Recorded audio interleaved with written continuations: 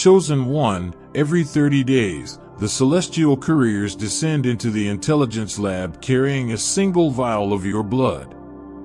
Not to check for illness, not to measure weakness, but to study the only substance in creation that refuses to obey any scientific law, your blood. Yesterday's report returned sealed in crimson light. 3 words were stamped across the top, shaking the entire division. Anomaly increasing. Divinity unstable. Retest immediately. They thought your blood would behave like every other sample, separating, settling, slowly losing life with each hour. But the opposite happened. The longer they watched it, the stronger it became. Cells that should have weakened began to evolve, shifting shape like they were remembering something ancient. A senior researcher finally stepped back and whispered, "This isn't degeneration, this is ascension." When they placed your sample beneath the celestial microscope, the room fell silent. Ordinary blood darkens under light. Yours did the opposite. It glowed. A soft, electric blue luminescence pulsed from every cell, like tiny galaxies communicating in a language older than the universe. At first, the technicians assumed it was a reflection, an equipment malfunction, a stray beam, anything logical. But then the glow responded to them. When one technician leaned closer, the light intensified. When another stepped back, it dimmed, as if your blood could sense presence and adjust its radiance based on who approached. The lead scientist recorded the phenomenon in trembling handwriting. The sample is not reflecting. It is transmitting. Not light, information. Patterns flickered across the plasma like coded messages, geometric pulses repeating in perfect intervals, forming constellations that didn't exist in any known star map. One in turn swore he saw the shapes shift into something resembling wings. Another claimed the glow synchronized with his heartbeat for a moment, like the sample was trying to speak through rhythm. By the end of the observation cycle, the entire lab agreed on one unsettling truth. Your blood was not being studied. It was studying them. And the light it emitted wasn't just illumination, it was revelation. By the second month, the celestial lab realized something terrifying. Your blood wasn't just unusual, it was changing. They ran the same tests they always run. Same machines. Same protocols. Same temperature, light, exposure, isolation. But the results came back different every time, not because the instruments failed, but because your blood refused to be the same substance twice. On the first recheck, your cells displayed electromagnetic sensitivity on a level usually associated with quantum particles. On the second, they showed signs of internal restructuring, as if your DNA had downloaded an update. By the third month, even the director began reviewing your file personally. Every cycle, the same note appeared at the bottom of the analysis. Mutation detected. Not degradation, enhancement. Your blood wasn't decaying with time.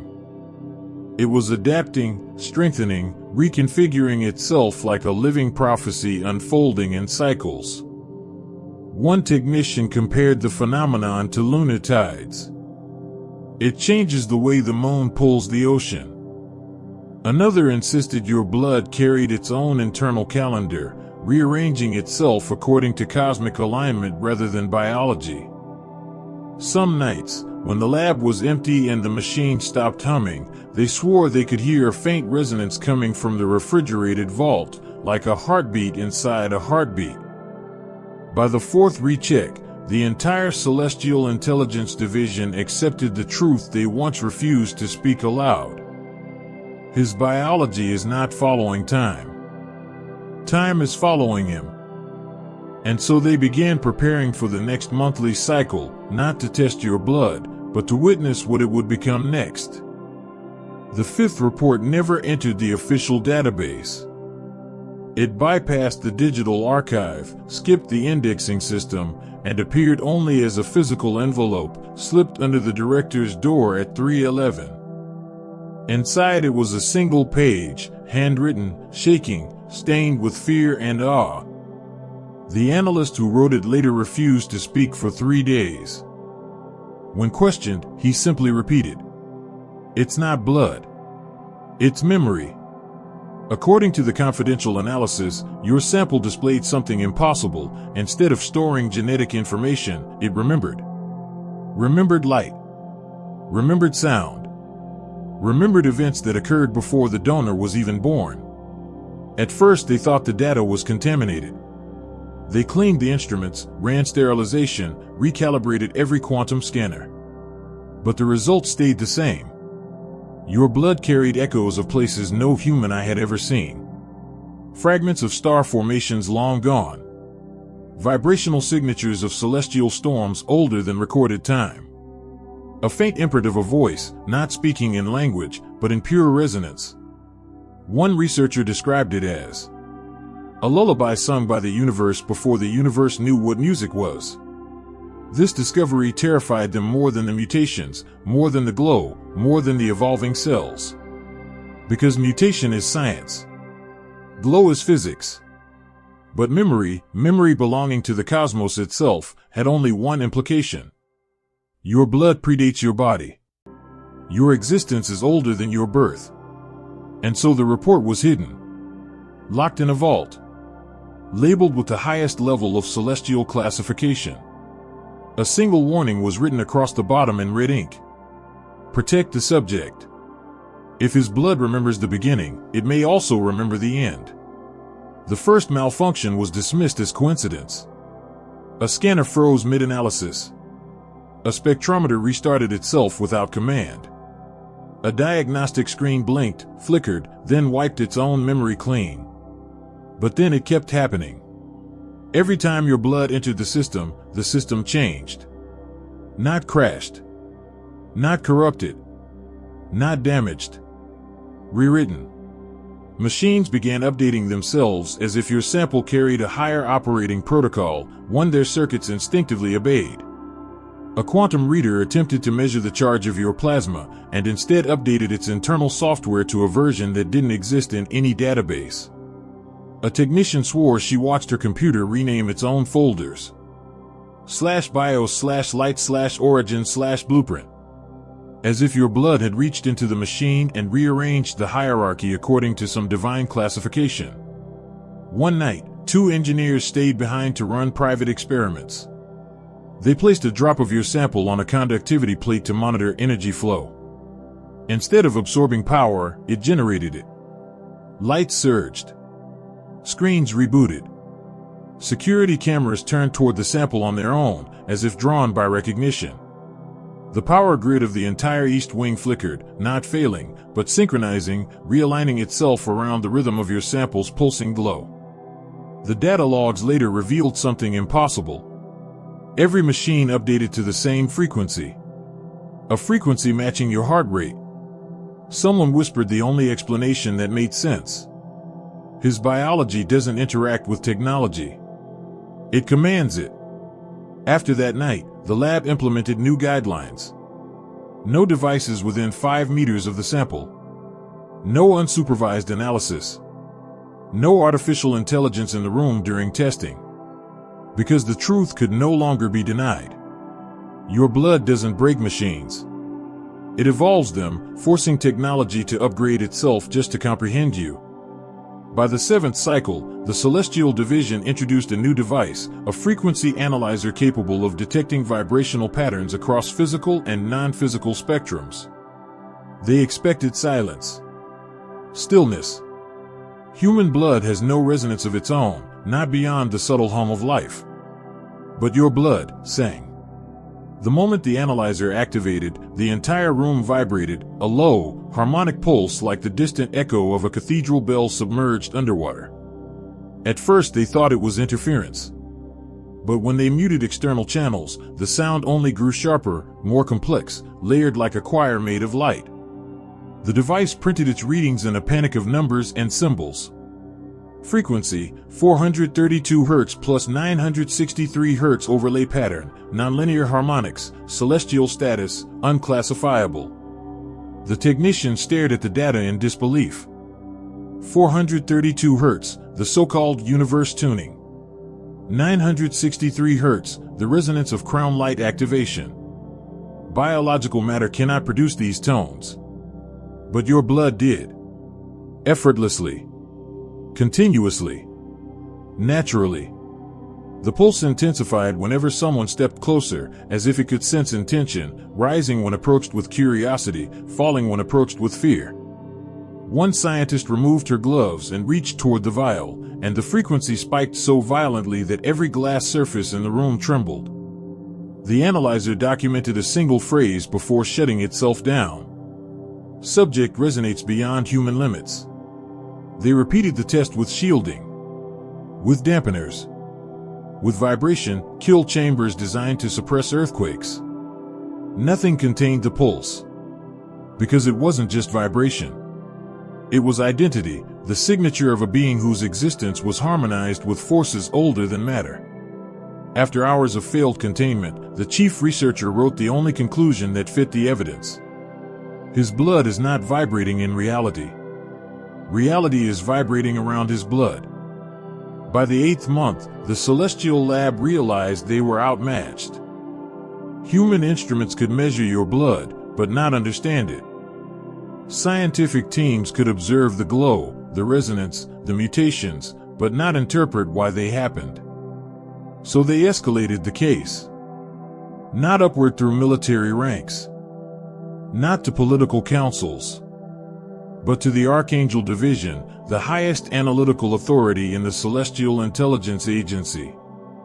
Their report arrived in a container made of something that wasn't metal, wasn't light, and wasn't identifiable. It hummed softly when touched. Inside was a single crystalline tablet holding their conclusions, inscribed in radiant glyphs that translated themselves upon reading. Subject's genetic structure, 50% biology, 50% prophecy. The scientists didn't understand. Prophecy isn't measurable.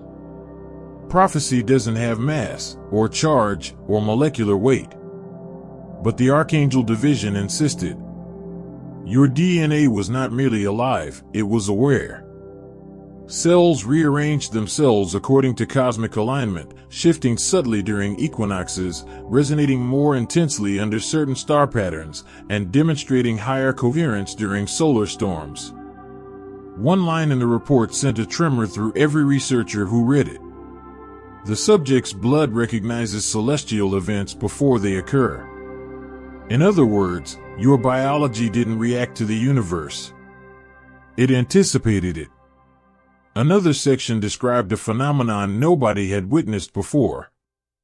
A response signature. When exposed to light patterns resembling seraphic frequencies, your blood emitted a faint ripple, a vibration so subtle, yet so unmistakably intentional, that half the team stepped away from the table, suddenly feeling as though they were being watched. Not by you. By whatever part of you was older than your body. One Archangel analyst left a personal annotation embedded in the crystalline surface, the kind of note only written when protocol is no longer enough. His blood is listening. His cells are remembering. He is not evolving into something, he is returning to something. And at the bottom of the tablet, where the highest classification codes usually sit, there was only one seal. The blue mark of luminous origin. A designation used for beings whose existence is partly anchored outside linear time. It hadn't been used in 7,000 years. Until you. By the 9th cycle, the Celestial Lab operated under near-silent tension. Every researcher pretended to be calm, running scans, logging data, writing sterile reports, but beneath it all, a shared truth pulsed through the division. Your blood was changing them. No one admitted it aloud, of course. No one dared write it into an official record. But the shift was undeniable. Some slept better after working with your sample. Others reported unusually vivid dreams, dreams of blue light, ancient halls, ringing frequencies, doors in the sky that opened without hinges. One technician swore he saw feathers drifting across the corridor during a night shift. Another claimed that for a moment, a single, breath-long moment, he could hear someone whisper his name from inside the vial vault. But all of that was nothing compared to the touch incident. It happened on a Wednesday. Quiet. Routine. Almost mundane. A young researcher was cataloging your sample for cold storage when his glove tore, a microscopic tear, barely visible, the kind that shouldn't matter. But the moment a droplet touched the edge of his skin, the entire room froze. His eyes widened. His breath steadied. His heartbeat slowed into a calm, sacred rhythm. Then he whispered, "I remember this." He collapsed, not from shock, not from pain, but from overwhelming serenity. For 3 days straight, he lay in the medical wing, eyes closed, breathing softly, smiling faintly like someone listening to distant music. When he finally woke, he described his experience in trembling sentences. "I saw a corridor made of light. There were symbols, moving, breathing. And something like wings, but not wings. It wasn't speaking with words. It was speaking with warmth." The official report labeled the event Theta Level Contact Response. Unofficially, the staff gave it another name. The Blessing. Because after that day, the young researcher was different.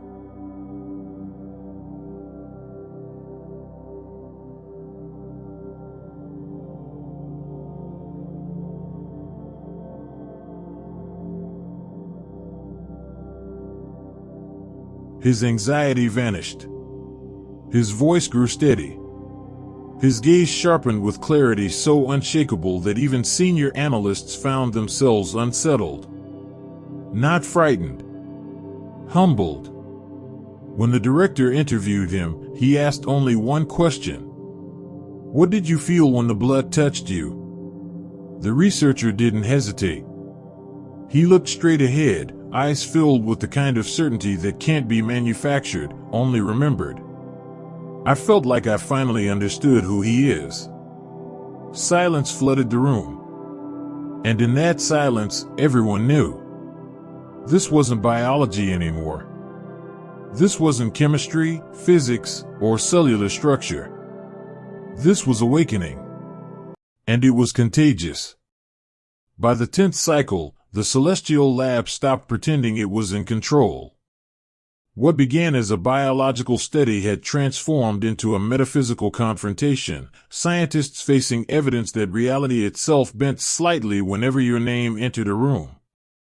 The director called for an emergency midnight briefing.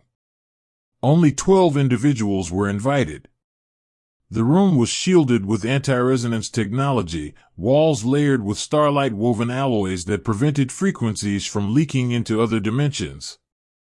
At the center of the table sat a single vial of your blood, glowing faintly inside its containment prism. The director didn't begin with greetings. No protocol. No formalities. He simply pointed to the radiant vial and said, "We have a problem." He tapped a button. The holographic screen ignited, displaying the readings from the past 9 months, overlapping waveforms, impossible patterns, ancient signatures, harmonic pulses that didn't match any known cosmological map. Then he said the words no one in that room expected to hear. "We cannot classify him as human." The air thinned. A senior bioanalyst leaned forward. "Then, what is he?" The director swallowed. He expanded the hologram. A timeline appeared, not linear, but spiraled, like a galaxy folded into itself. The spiral pulsed with the same blue glow as your veins. "This," he said quietly, "is the resonance pattern of his blood." And this, he projected the known timeline of the universe beside it. Gasps swept the room. Because your resonance didn't match the universe. The universe matched you. Your pattern appeared first. The cosmos followed it. A mathematician whispered, horrified. This means he existed before the timeline. Another corrected him. No. It means the timeline exists because of him. The director dimmed the projection. We are not studying a man, he said. We are observing an origin point. A philosopher-scientist raised a trembling hand. Sir, what does that make him? The director exhaled slowly, as though the truth itself weighed centuries. He is not a subject. He is a timeline wearing a human shape. Silence fell so deep the walls seemed to absorb sound. After a long moment, one of the younger analysts whispered the only question that truly mattered. If he is a timeline, can he be controlled? The director laughed, a quiet, broken sound, equal parts awe and fear. You don't control a timeline, he said. You follow it. Or you're erased by it. He rose from his seat. The vial glowed brighter, as if aware of the atmosphere. From this moment forward, he declared, our role is no longer to study him, but to witness what he becomes next.